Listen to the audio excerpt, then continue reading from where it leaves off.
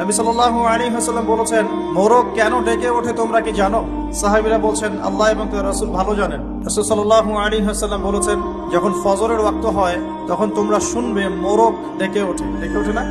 নবী সাল্লাল্লাহু আলাইহি ওয়াসাল্লাম বলছেন, এই মোরগ আল্লাহ পাকের রহমতের ফেরেশতাদেরকে দেখতে পারে। বলে সুবহানাল্লাহ। অতএব তোমরা তখন এই দোয়া পাঠ করো, আল্লাহুম্মা ইন্নী আসআলুকা মিন ফাদলিক। কি দোয়া?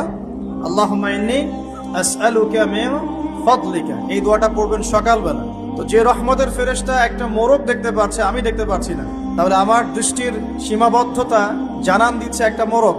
আবার আমাদের সবার দেহে আছে আত্মা বা রূহ। নবীকে প্রশ্ন করা হয়েছিল, ইয়াসআলুনাকা আনির রূহ, তারা তোমাকে রূহ বা আত্মা সম্পর্কে জিজ্ঞেস করে। কুল রূহু মিন আমরি রাব্বি, বলে দাও রূহ বা আত্মা হচ্ছে তোমার রবের আদেশ মাত্র। ওমা উতিতুম মিনাল ইলমি ইল্লা কালিলা, এই রূহ সম্পর্কে তোমাদেরকে বেশি জ্ঞান দেয়া হয় নাই। আমরা ঘুমাই, আমাদের দেহ থেকে আত্মা প্রস্থান করে।